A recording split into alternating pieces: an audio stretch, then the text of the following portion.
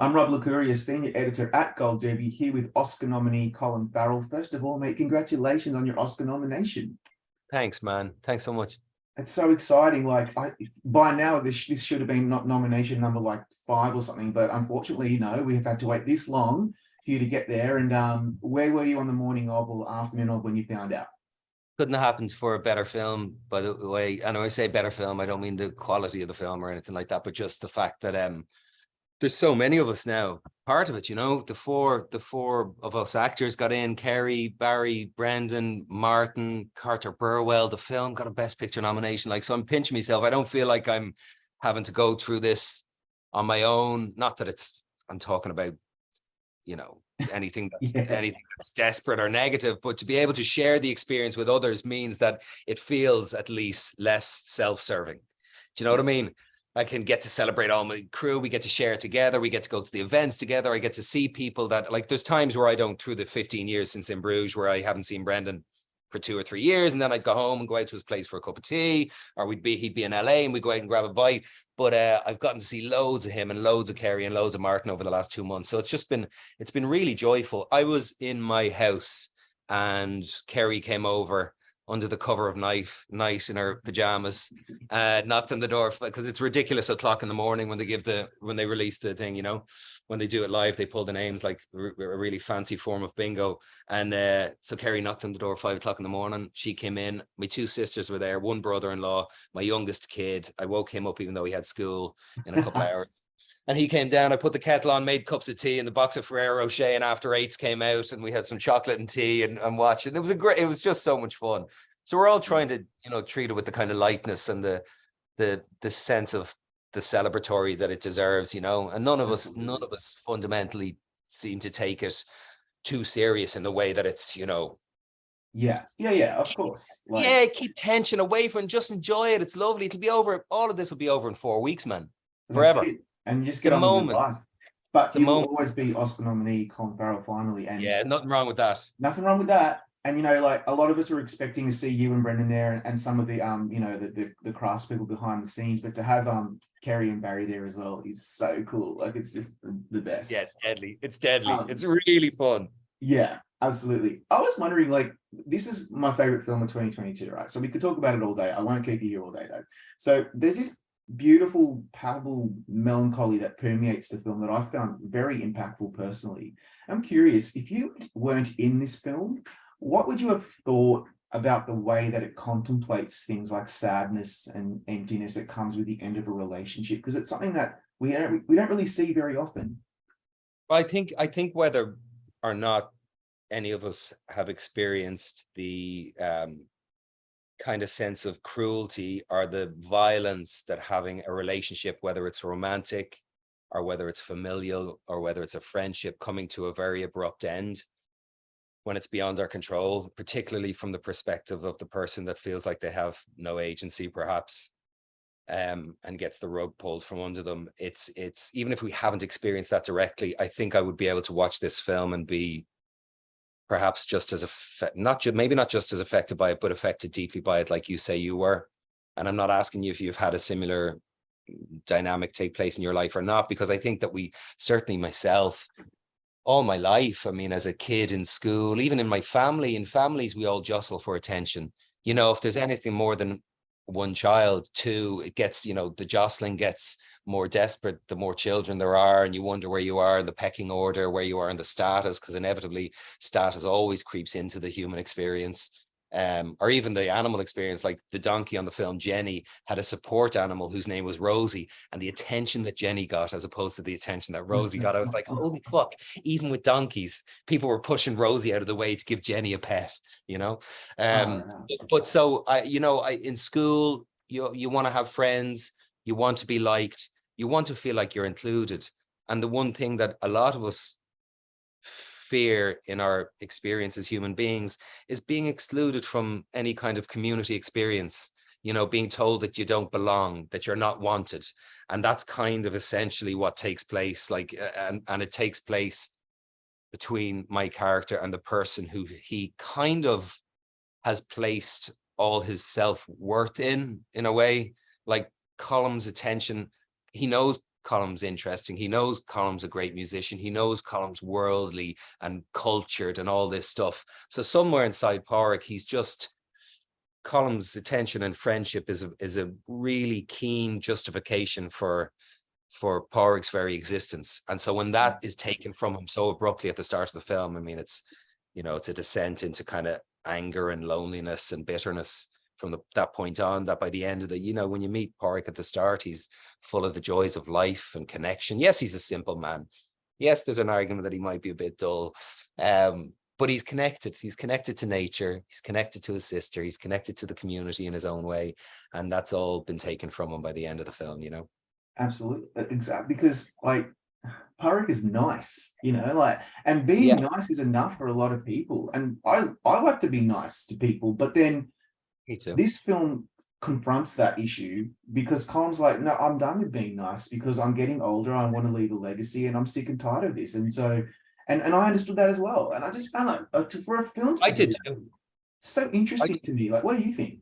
Yeah, well, when we were doing the film, myself and Brendan we had a chat about each of us making it hard for the other person to say their lines, you know, because of the kind of depth of shared experience that exists and the sense of history between the two characters, which we never really explore that much. The first time you see us, Colm has already decided to draw the line in the sand. I haven't found out about the line yet, but I find out within the first 5 or 10 minutes of the film. But the line is drawn from the first frame. So we never see the history, but because of the shared history and because of the depth of friendship, as I said, we particularly Brendan was saying, you know, you're going to have to make it very hard for me to say my lines and I should make it hard for you. But it was always going to be harder for him to say his because Colm is a decent man.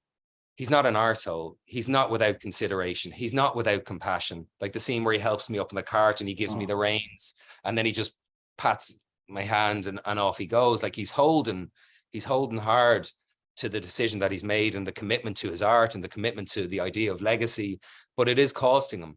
And by the end of the film, I tell you one thing, I didn't feel much pity for Colm while we were doing the film, like while we were in the scenes and while I was looking at Brendan, my heart didn't bleed for him. I think, as I said, it was harder for him because he was the one that was proactive. I was the one that was reactionary and on the back foot. So it was hard for him. He was the one that was pushing the cruelty. He was the one that was reshaping the relationship, apparently without any consideration for what I wanted, apparently. And that was his right, of course. But when I saw the film then, and I saw Brendan in the film and I saw his scenes with Kerry, and I could look at his performance more objectively as an audience member, as opposed to somebody who was on the other side of the political line, I felt deeply for his character. And by the end of the film, man, I said to Brendan, when we're on that beach at the end of the film, it was almost like he shrank 2 feet. He looks smaller. He looks more diminutive. He looked like a goblin. He's broken by the pain of the stump and by everything that's gone on. His house has been burnt down. The community now is saying that he's lost his fucking mind. He's lost his best friend.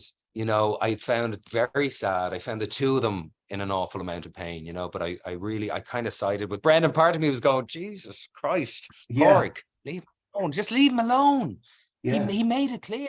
He said what he needs, you know? And so often our love or what we call our love is very entangled in our own need rather than actually a pure love for the other. And I'm not even saying that from experience or anything, but it's often, you know, and so Pádraic doesn't honor, like if Pádraic really had, you know, a kind of a pure, I want what's best for my friend Colm, even if I have to pay the price of pain for him to experience that, well, then he would have really went, look, I'll stay away. But he couldn't. His loneliness and his fear, which I, of course, empathize with, having walked in his shoes a little bit, even in their realm of artifice, you know, it disempowered him to honor what Colm was so desperately asking for. I know, right? I mean, you think the first finger, if you didn't give it to him before, you think after the first finger. Yeah. He'd be like, all right, I get it. Leave him alone, you know? But geez, I was like, God, Pádraic, you know, I mean. Tenacious. You know, I was thinking like when you won a Golden Globe back, I think it was 2009, but in Bruges, you were so heartfelt. You talked about love and compassion and curiosity. Then you won this year for Banshees again. And the first thing you did was call out your presenter, Anna de Armas, about how her performance made you feel. So it occurred to Yeah. me, like, what does it mean to you when you hear people tell you how your performances make us feel? Yeah, then I believe I got accused of having a flirt on the stage. I mean, nothing. I mean, those moments, man. The few times I've had those moments where your name gets called, you kind of go into a bit of a blackout zone. Do you know what I mean? And I just, honest to God, she gave me the thing, and I didn't plan on saying anything to her. I thought she was extraordinary in the film. Yeah, You know, I mean, there's a few performances this year, from male and female actors that just blew me away and really got under my skin, and hers was one of them. So, like, if Bill Nye had been giving me the award, I would have talked about Seeing Living, and but sorry, what was the question, Pat? well, how does it occur to you that you do the same thing for us audiences? Because like your performances, Pádraic, and even in Bruges, like I still think about those performances and they made me That's feel cool. something. What does that mean to you? That's lovely to hear. That's really lovely to hear, because it's not like an act of generosity. It's not like, abject altruism to be a performer and stuff, but you're not doing it in your own in a room. You're not practicing monologues on your own in a bedroom somewhere. If you're making films, or if you're getting on a stage, whether it's, you're reading from a book for an audience, or you're performing music, or you're working on scenes, or doing a play or a film, you are doing it for other people.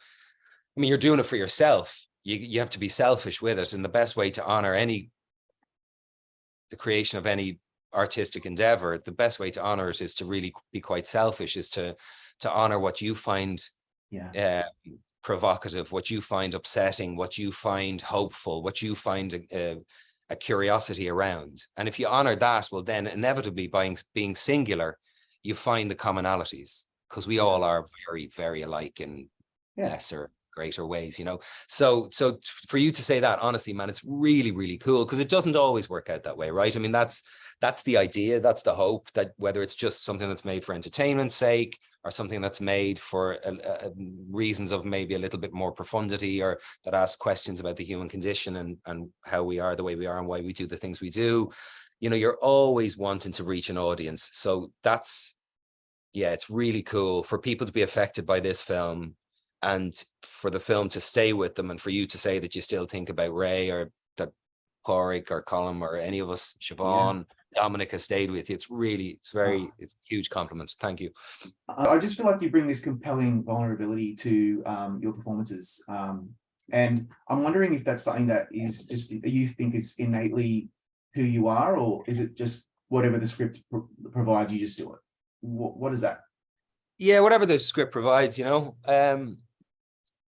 I mean, curiosity, as I was saying, takes you wherever it takes you. And if you're fortunate enough I mean, the majority of actors in the world don't have the opportunity to go, oh, well, am I drawn to this, or am I drawn to that, or is that something I want to explore? They're working actors, and they're providing for their families, and you're lucky enough as an actor, if you're working, if you get a commercial, or you get a play, or you get a bit part in a television show, or so. I've been one of the greatest presentations of good fortune in what I do is that I haven't been able to do. There's plenty of jobs I've wanted to do over the years that someone else got ahead of me, and all that kind of stuff. But I have at times had choice. And so it's allowed me to go where my curiosity takes me. And with that in mind, I just love doing different things. Of course, the commonality with the different roles I've been able to assume is that I'm there. And no matter how different a character is from what you feel you are in life, you're still leaving from the port of your own experience, and the port of your own perspective, and the port of your own consciousness. So the character is still you, even if it's different, because the creation of it is predicated upon you making judgments. Yeah. You're making judgments. And so the judgment pool is you. And then, you judge less, you objectify less, you become more of a subject of. But I just want to do different things. It's more fun that way. And I enjoy it more now than I ever did, man. I really do. And I don't feel that I know more about it. And I feel that, Yeah. I find people and the world infinitely fascinating. I was Yeah. talking to Pete Hammond recently about not believing that there's such thing as a dull person. There are people that I will bore. There are people that will bore me, but that says more about myself then, Yeah. if someone bores me, that says more about me than it does about them. If I bore someone, that says more about them than it does about me. True. So there are people that bore people, but there's a human being. It's impossible for a human being to be fundamentally boring. If you take the time to talk to someone and yet find out about their life and their story, and human beings are fascinating. Physically, what's going on in our bodies, the amount of machinery and the amount of kind of intellect that's beyond our control, that is this human body that's coming together and crashing and colliding and complementing. And I mean, it's just so I just getting to and there's the glorification, the glorified dress up aspect of it. You get to keep a part of your childhood alive through the constant invocation of your imagination. Yeah, but I get a lot of that vulnerability and just this compelling side of you in things like phone booth and Daredevil, even Total Recall. Like, this is something about your performances, I think, that are just so fascinating to me. I was also thinking that, like, Martin McDonagh films, I just love them. Every time one comes out, I'm so excited about it because I know what I'm going to kind of get, and then I get completely blown away. You've done 3, I think. Yeah. What is it about him that maybe brings out the best in you? Like, what do you most value about working with him? Well, I will say the because you use the word vulnerability, the parts that he has given me in the 3 films, and particularly in In Bruges, and even more so than In Bruges, somehow with Banshees, are very vulnerable characters, and they're characters that are going through some really taxing, really internally aggressive psychological and emotional turmoil. And I don't know, Martin makes sense to me as a writer. He makes sense to me. His stuff makes sense to me, very much like the audiences who, like yourself, who favor his work that I've heard from through the years. I find his stuff at turns really tender and really kind of terrifying as well. Yeah. Absolutely kind of brutal and also beautiful at the same time. Like, I think like Brendan jumping off the tower in Bruges, splat. His body is just eviscerated. He's only kind of a torso, and everything else is just blood and guts, and yet there's a real moment of tenderness between he and I. So he does that thing that he does it in a really extreme form, and yet to me it doesn't. Some detractors may think it does, but to me it doesn't feel like overt manipulation. It doesn't feel like anything for shock value. It always feels earned, and there's always consequences to every single action and every single diabolical decision that's made in his worlds. I just love him as a writer. I just think he's brilliant, and I think he's an extraordinary director as well. And I love that he's nominated for a director at the Oscars, because I think sometimes he's such a good writer that people have just focused on his writing, and they haven't been able to see past the pen, and that he's actually an extraordinary director. And he designed Banshees to within an inch of his life. I mean, every shot, every frame, every camera move, and yet it's still quite simple. It's not overly busy, but there are some very particular, like even the first time we see Kerry and we see the cottage, he had the cottage designed so he could shoot the back door and see Kerry walking through the front door, and then the camera comes up over the thatched roof and you get your kind of a look at the vastness of Inisherin, and just a lot of the stuff, kind of John Ford stuff in the pub with the wide door and low shots, like a bit of a Western. And he was extraordinary. He's just always extraordinary to work with, and I love being around the man. He's a dear friend. Such a good movie. So 2022 was a huge year for you. It just so happened a lot of your projects came out at the same time, probably because of the pandemic or whatever. And Banshees the Batman, 13 Lives, After Yang.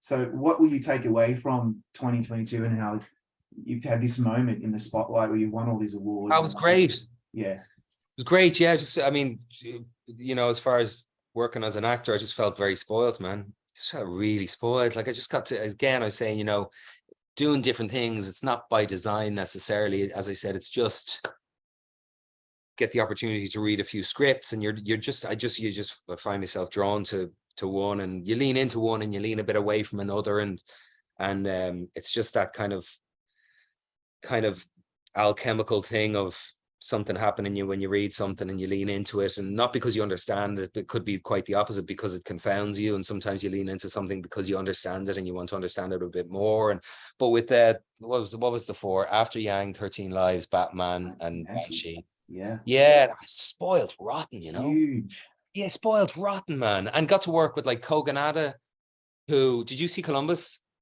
No. So Kogonada's first feature, he's a film essayist. He's kind of a film historian and essayist. I'm and he pretty sure he did Pachinko. He did an episode of that, maybe. He did do a couple episodes. God, I think he might have done the first two of Pachinko and maybe another one. But he look up Columbus. John Cho is in John Cho plays his lead in Columbus, and Haley Liu as well, from who's also in After Yang. Check out Columbus. It's not unlike After Yang. It's a really gentle film, but it's gentle, and for me, it just pulled me in. It's very much a dialogue over an hour and a half about this man who goes back to his hometown where he was raised because his father is dying, and this kind of platonic, romantic, somewhat relationship he has with this young woman, and it's really good. So I got to work with Kogonada and After Yang was a dream. Matt Reeves, who's an utter, just brilliant filmmaker and storyteller, and so consumed with passion for the lore and the origin of the Batman and that world of Gotham. And then Ron Howard, who I grew up watching Splash and Parenthood and Cocoon, and then all the other more heady films and weightier films that Ron did subsequently. I mean, Ron's one of the great American storytellers. And then, of course, my old pal, Martin McDonagh. So the answer is I just felt spoiled, brother. But it wasn't all done in a year, you know? No, that's right. We all, as you said, it was all, everyone was like, oh my God, what a year you've had. And it was just... You've been so busy. It's not like that. It's just business as usual, though. I had plenty of time at home, ideally, because I have life at home and kids and stuff. You go home for 3 months is usually on average what it works out for. And then I go away for 3 and home for 3. That's kind of the average if you were to add it all up. So final question, you're in pre-production on The Penguin. I'm so jumping out of I'm frothing with this show. I can't wait for it to come out. Me too. Say much, but are we going to be blown away? I don't know. Jesus, I don't know. I mean, you'll be blown away by the makeup, because it's just, I don't know how, and I don't know enough about the materials and about the different choices of skin tone that Mike Marino and Mike Fontaine are using, but the makeup is even somehow in a very subtle way even better. It's just more perfected. Wow. So I'm in New York now. I'll head back to Los Angeles tomorrow. We've spent the last 3 days in New York doing makeup tests and camera tests with wardrobe and stuff, and meeting some of the other actors, and we start shooting on the 27th or 28th of this month. I have to say, I don't know that I've been more excited, because like going to do the Banshees, right? I was really excited about working with Martin and Brendan again, and Kerry again, and Barry again, and seeing a bunch of crew that I had. Some of the crew on Banshees I hadn't seen in 20 years. So I was so excited. I was so excited to get home. And I'd never been to Achill, but I'd been to Inishmore. I love the west of Ireland. Who couldn't? And so I was very excited about that. But I also had a kind of a degree of trepidation as well, because I knew it'd be a bit sticky at times, and I knew it'd be a bit sad at times, maybe. Do you know what I mean? Even though it's make believe. I knew we were going into a very tricky, very dark story. The Penguin show is dark, but I've just got such license to explore in it, and there's such a kind of, referred to it before, such a freedom beneath the makeup. There's some kind of permission you're given to explore in a way that's hard to give yourself when it's just your visage, so I'm super excited about it. I've read the first 5 of 8, and they're, without shadow of a doubt, extraordinary scripts. Man, they're so good, man. Which doesn't mean I'm not saying that the show's going to be. On paper, it's fucking great stuff. I'm so excited. Me too. Thank you so much for your time today, Colin. Thanks so much for your generosity, man. It was a pleasure talking to you.